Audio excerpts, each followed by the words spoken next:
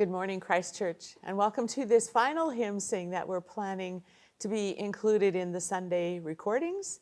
This one is dealing with the text for today, the Ascension text, and also the John text of unity and peace that Jesus calls for from the Father. And so we are looking at the three hymns that will be part of the service today. So we won't sing all the verses, but probably two of the verses of each hymn instead, and you'll get to sing all the verses a little later. This is a bit then of the background of the composers, the text writers. We're focusing on the text writers for these hymn sings, and then the context of the piece as well as the words of the piece themselves and how they relate to today's theme, but specifically into our lives, individually and as a community. So the first one that we're going to sing is You Are Mine. And this is the newest of the three hymns. We'll sing it around the gospel reading today. But it is one full of assurance. This was written in 1991 by David Haas, and it is like a love letter from God. David Haas is born in 1957, still very much alive. He was born in Michigan, and he's a contemporary liturgical Catholic composer. He has been a campus minister. He lives currently in Eagan, Minnesota with his wife and is director of the Emmaus Center for Music, Prayer, and Ministry. But he is one of the very prolific Catholic contemporary composers for liturgies after Vatican II. And we often now lump these three big names together into what is called the Minnesota School of Composers. So David Haas, and also Michael Joncas and Marty Haugen. The Vatican II, which happened in the mid-60s of this past century, was a huge turning point for the Roman Catholic Church. And it called for greater participation of the congregation into the liturgy, into the Mass. So these three, the Minnesota School, have designed pieces that are very accessible for us to sing as a community and easy to catch on to. They fall into a lot of the feel of folk music, and maybe that's partly why it makes it easier to sing. Here in this You Are Mine, Jesus' desire is to enter into friendship with us and to assure us. So the text is partly drawn from our John 14 reading, Peace I leave with you, and is written in God's voice, reassuring and comforting. I am with you, David Haas quotes, also come and rest in me. I love you and you are mine. These are all things we're going to hear repeated in this hymn. The theme is God's care and a reminder that no matter where we are, who we are, and how we feel, that God is there, calling to us, inviting us to follow him. The song was first written for the newly baptized in his community, but Haas says that this song also has been very popular for celebrations of reconciliation and forgiveness, especially for healing services and funerals. So let us sing verse 1 and then into the refrain, and then verse 4 and the refrain.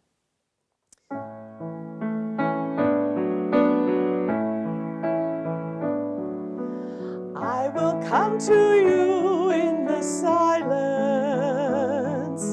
I will lift you from all your fear. You will hear my voice. I claim you as my choice. Be still and know I am here.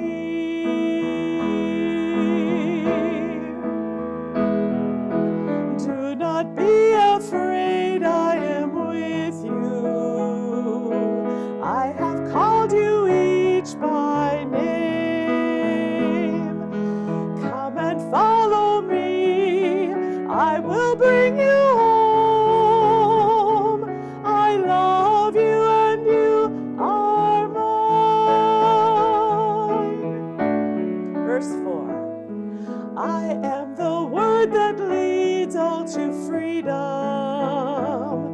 I am the peace the world cannot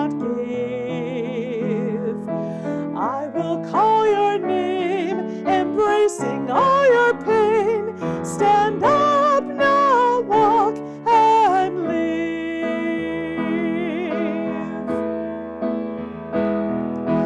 Do not be afraid, I am with you. I have called you each by name. Come and follow me, I will bring you home. I love you and you are mine.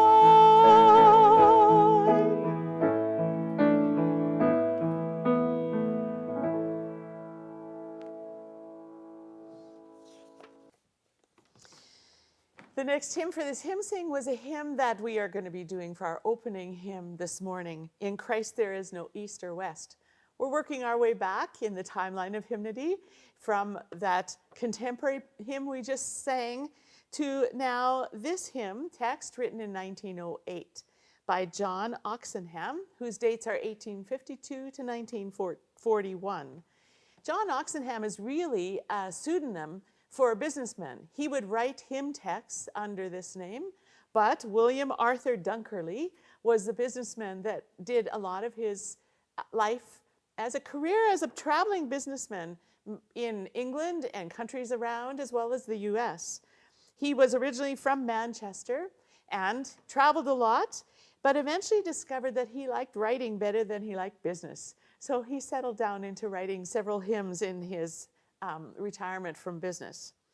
This text was originally part of a longer libretto that he prepared in 1908, but then he included it in a collection of poems which he published in 1913. So that's the first time we got to see this text. Probably the opening statement is from Kipling's famous lines, "Oh, east is east and west is west and never the twain shall meet." But Oxenham then writes an antithesis for this. He is saying like Galatians 3, that there is no longer east or west. There's no longer Jew nor Greek, slave nor free. And that Christ is the binder and the ruler of all. This is a hymn then on Christian unity for the 21st century church. Let's do verses 1 and 4 again, in Christ.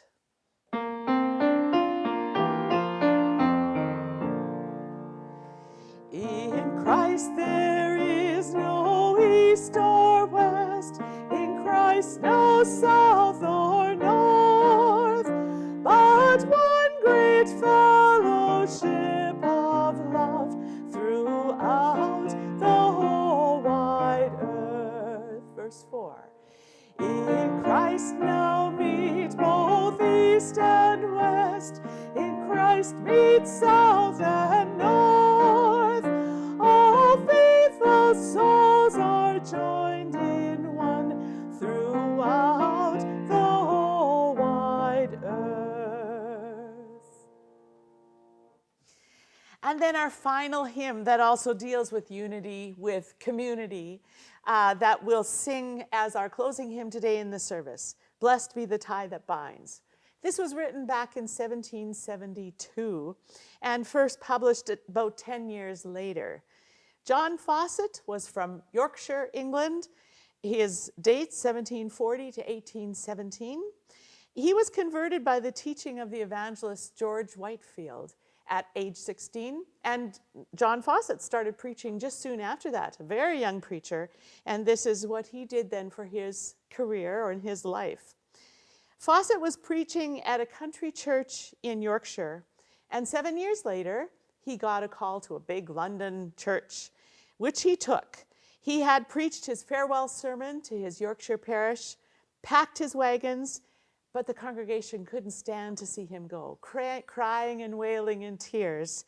And so he changed his mind and he decided to stay. He gave up his call to the big church in London and stayed with the rural community in Yorkshire, and which is where he stayed for his whole life after that.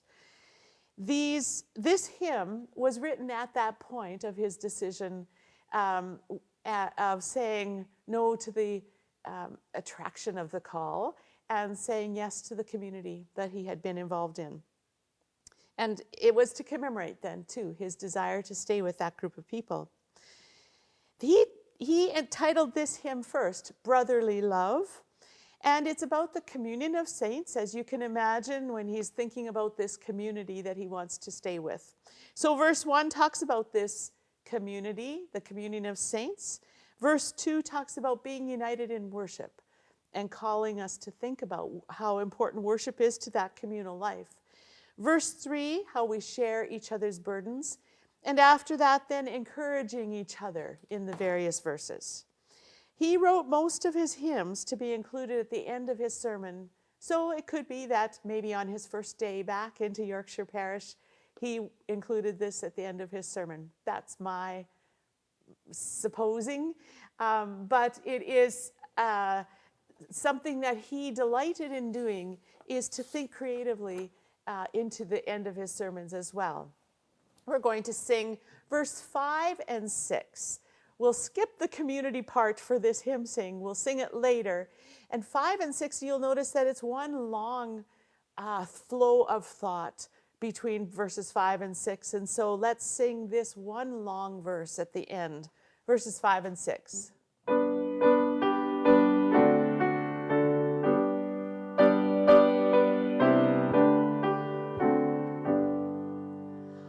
One glorious hope revives our courage by the way, while each in expectation lives and longs to see the day when from all toil and pain and sin we shall be free, and perfect love and friendship reign throughout eternity.